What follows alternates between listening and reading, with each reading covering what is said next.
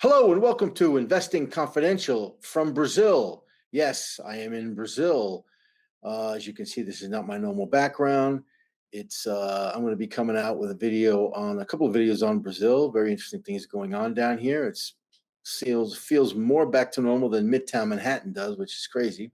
But okay, let me mention a couple things. There's a lot going on here the last couple days. Something really smells, folks. I have to tell you. The Fed raised, as you know, then essentially paused, pivoted, but the market wants more. The market wants a cut. Okay, a lot of data came out this week that's actually really frightening for any U.S. investor. I'm going to go into that at the end. This is something you really have to see. So let's talk about this sideshow. I mentioned that before. PacWest, okay, the latest bank for the rich, just failed. Okay, there's no system issues, folks. There's no problems with deposits. 100% of deposits have been guaranteed by Janet Yellen. No one's going to lose money unless you're a shareholder of these banks, and maybe that's the issue. But I don't care about people who aren't paying attention and getting reamed by these stocks going down. I really don't, because you should know better. Okay, these are companies that were not well run. These banks had to pay higher rates. Okay, I have my money at Citibank and Bank of America like a fool. They paid you nothing over 5 years. These banks to the rich, they had to pay high rates, so they had to take a lot of risk. And they paid attention to the whole idea of inflation was transitory by Wall Street and the White House and the Fed, and they got burned.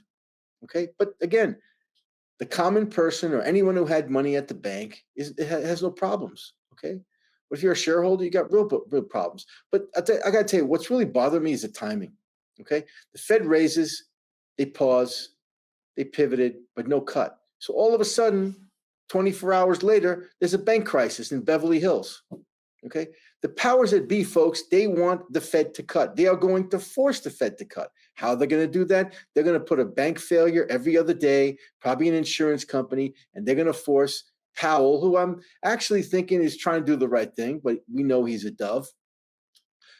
But the Fed has the data. They see the inflation.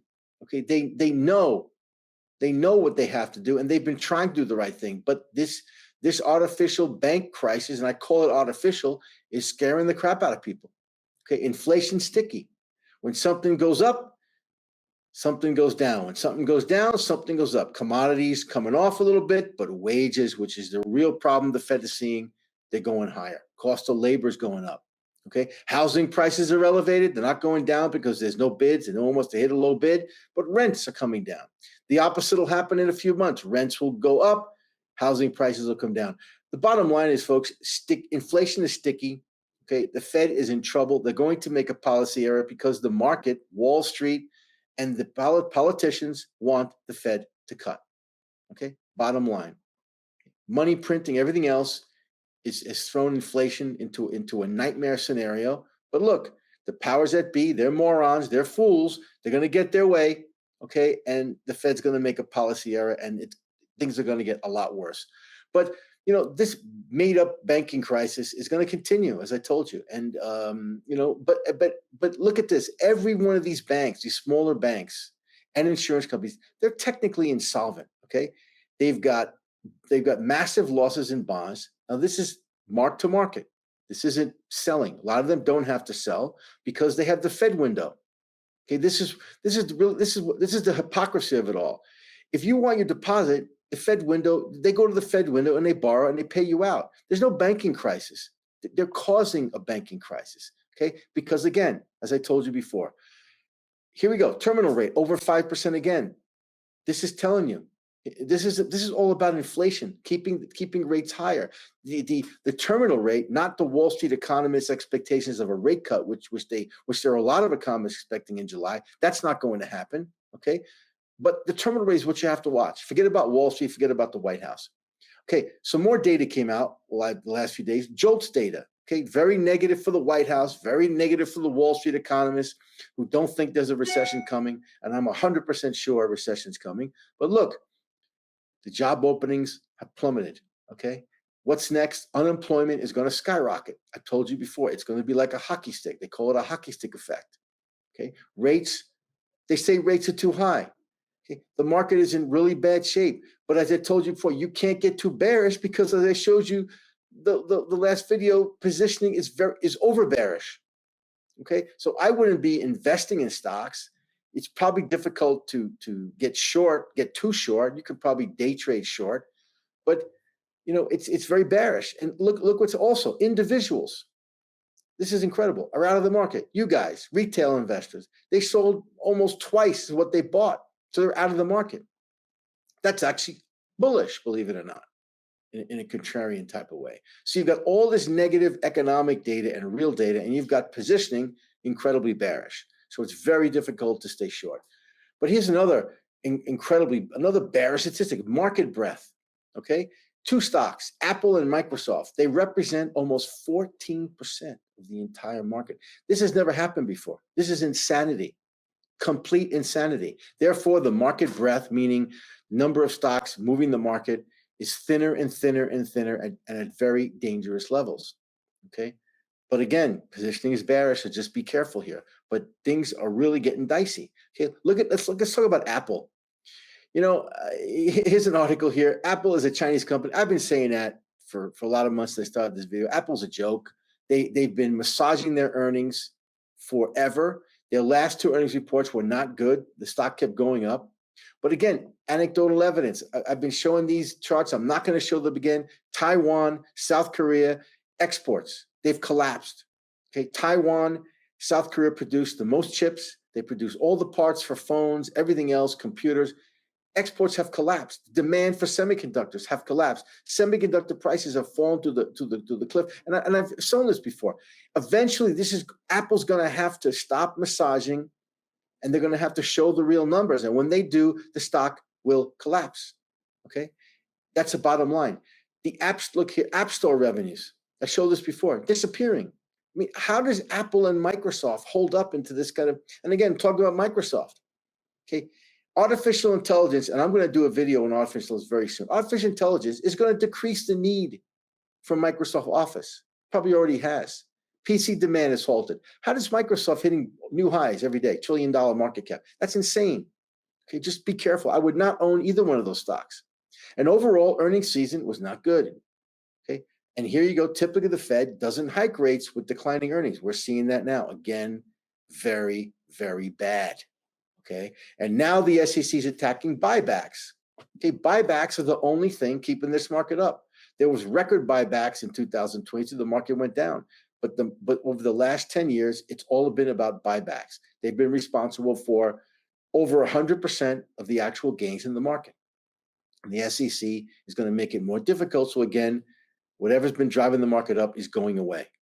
And now I'm going to talk about this frightening that every one of you should be frightened, okay? Because finally the data came out, okay? U.S. debt interest payments. That means that the interest payments we pay on our national debt has skyrocketed to almost $1 trillion, okay? Going back to the Obama administration, Trump, every time we had go to Treasury, we had 6-month bonds, 1-month bonds, 1 year, 10-year, whatever. We auctioned them at lower amortization rates, okay? So amortization rates for a country like the U.S. should be over five years. Okay, that's the average debt maturing. It's right now under 3 years, maybe close to 2. They don't disclose that information, but it's last time I saw it was 2.6. It's probably down to even lower. And so rising rates in 2022 is destroying the U.S., killing as bonds come due. They have to take up rates at more than 100% higher. Because 2-year bonds were below 1%. Now they're 4%.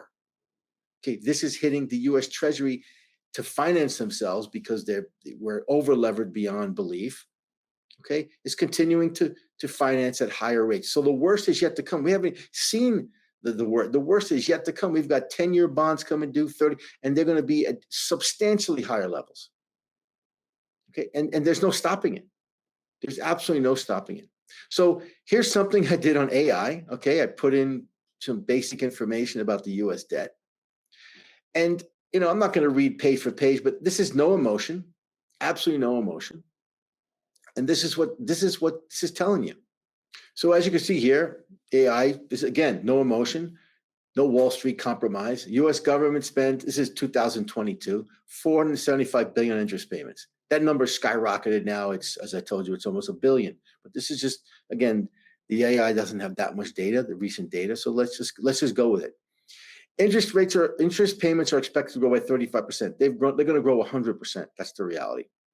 Relative to the size of the economy, interest costs in 2030 will reach 3.3% of GDP, exceeding the previous post-World War II high of 3.2. That's insane. That's insane, folks. Okay? 30 trillion of debt. And here towards the bottom, okay? This is the key. US in 2022, when we're less than half of what we are now, we spent almost 2% of total revenue on interest payments. This is the highest level in 21 years, and it's expected to grow. Interest costs are projected to be 3.3% of GDP, the highest level since 1991. Now, let's talk about what the reality here. Okay, today, total interest expense is almost 4%, 3.8. Whatever. It's insanity. Okay, so forget about this debt ceiling. This debt ceiling negotiation with Congress is a joke. It means nothing. Okay, this is what really matters, because I'll tell you why. Yesterday, France got downgraded. Country of France was downgraded by Fitch because of rising debt payments equal to 4% of revenue. France's amortization, unlike ours, is 8.4 years, much healthier than ours. Ours is, as I told you, almost 2.5. Okay, the global median of interest payments to total revenue is 2.9. France was at 4. Guess what the US is? Almost 4, 3.5. With terrible amortization, higher than the average. So guess who's going to get downgraded way before the debt ceiling happens? It's going to be the US, folks. This is almost a guarantee our debt's going to, the last time our debt got downgraded, it caused a major whoosh in the markets. Okay, so as this information is just new, it's just coming out. So the AIs are going to update it. All the Wall Street morons are going to update it. And what do you think is going to happen?